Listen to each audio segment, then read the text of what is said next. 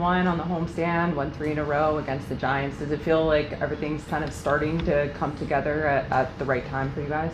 Yeah, we're playing good right now. It's a good homestand. Finished the road trip up the right way, gave us some momentum, and then, we hung in there, against the Giants in a 4-game series and won 3 out of 4. It's always tough in the big leagues, and finished it off right today in a tough game. What do you like about the way that your team has played just over the course of this homestand that you would like to take into this next series against Arizona? You talk about momentum from the previous road trip. I think one, just complete baseball, offensively, defensively, and then with the pitching. It's kind of all come together at once. The pitching staff has continued to pick each other up throughout the whole course of the week, and the hitters have done their job too, being able to score early and give us a little bit of cushion to use guys how we would like to use them. So it's been a complete baseball, out of everybody in the clubhouse, everybody on the staff, and everybody in the front office, the whole organization. It's been really good last few weeks. You had Kyle Hart as your opener today again. What do you like about him in that role? Yeah, he started before, so he's comfortable coming, starting the game. And a lot of teams that we've faced here lately have a lot of lefties at the beginning of the lineup, and so he matches up well against them. And then he also has the ability to go more than one inning. Today going 3, pushing him a little bit, but the ability to go down the lineup a full time and then come back around and possibly get a few more guys out. So very valuable piece to our pen. How kind of impressive, amazing is the lift that Adrian continues to give you? Yeah, it is rather amazing. The workload that he's handling and the effectiveness that he has on the back end of that.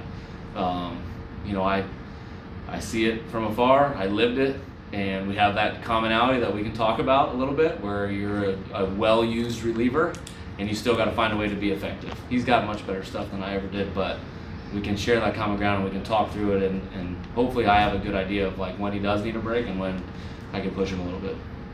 Can you imagine not having him in your bullpen? Cannot. What did JP Sears give you today? Because that looked like that was just a guy out there trying to, after what he did just a few days ago, just trying to give you what he could. Yes, there is a caveat with all of this, and that is some experimentation with how quick guys can recover and come back. Sometimes they say they can, and whether that's, I can throw, but will you be effective? And that's like the common, we're trying to figure that out.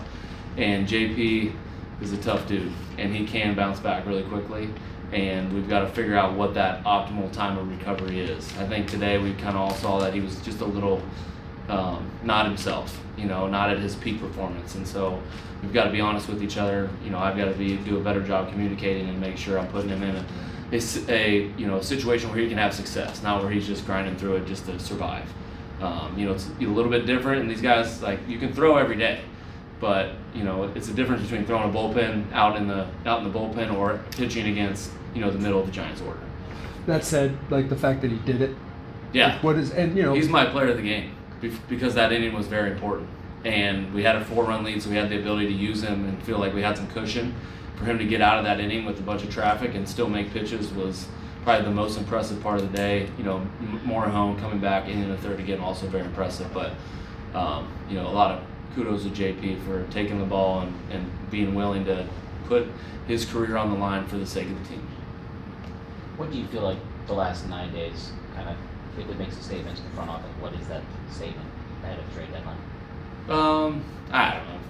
Not really about statements. We're just trying to play good baseball and win as many baseball games as we can. I think it's more of what we've been preaching before, handling the tough times, handling adversity, using adversity as a teacher and something that can make us better, and then believing that it's all going to turn around and that we will play better baseball and have more wins and get the results. And so we've just stuck to the process, and then we've seen the results eventually come, and we've been patient enough, although we've been waiting for a long time, to finally see this type of winning streak a little later in the season than April. Having been around AJ for a long time, what do you expect in the next 24 hours to be like? I expect him to not sleep, and I expect him to be on the phone a lot. Other than that, whatever comes out of that is up to AJ and the front office. But those guys put in, I would put them up against any other front office as far as hours put in, work ethic, and they're always preaching that to us. So they put their money where their mouth is and give us a great example of what putting the team above themselves looks like. Regarding Nick Pavetta and Joe Musgrove, how are they coming along? What's your sense of the likelihood they're going to be able to to where you want to go this year? Yeah, I think they've got a few steps to master here before we think about them coming back to the big leagues. They've got a few rehab starts ahead of them. First one's going to start on Tuesday in Lake Elsinore. They get past that one, then it's the bullpen afterwards, and then it's the next rehab game. So for them, it's all about recovery and how they handle each outing that is going to tax them a little bit more, and then how they recover from that. And I know there's still a trade deadline, but you're done playing until the trade deadline goes past. Are you looking forward to nothing but baseball here down the stretch without all this trade stuff hovering over your head? Yeah, it's not really hovering over my head. It's more of something that, is part of you guys' job to report on and make light of what could happen and what may not, and speculate. You guys, the media, you guys are great people, but you will find something else to speculate about once the trade deadline's over. That is your job, and that is okay, and I'll be here for it, and we will keep doing this song and dance. Sounds like speculation. Yeah, very speculative. Don't be so sure, Craig. You were there when Adrian made his debut. Obviously, went through a lot of ups and downs. When you think about how far he's come, what stands out to you?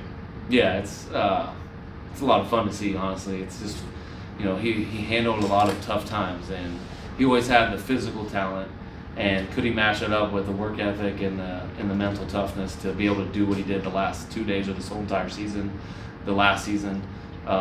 It makes me proud to have watched him come from that to what he is now and be one of the most valuable players on our team. And I think that's what we all envisioned. That's why we stuck with him for so long. That's why the organization kept giving him more chances and more chances and more chances, because he's just such a talented player. And I think we're seeing the benefits of that right now specifically and for the last couple of years. You mentioned the early runs. How much does that help sticking with and executing this unorthodox kind of pitching chaos plan you guys are going with right now? Yeah, you're exactly right. I think that's maybe the biggest key of it. It allows these pitchers to not have to be perfect.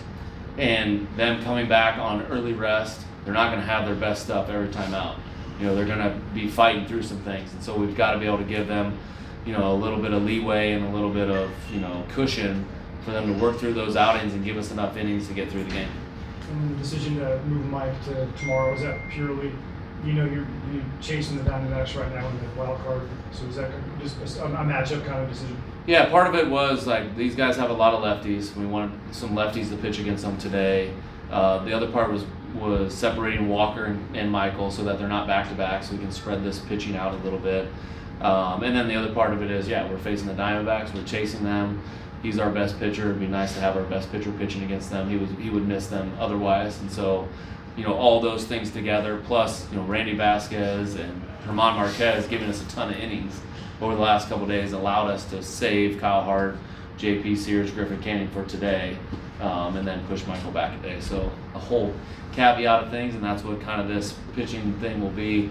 We moving people around, to hopefully give us an advantage against whatever opponent we're playing.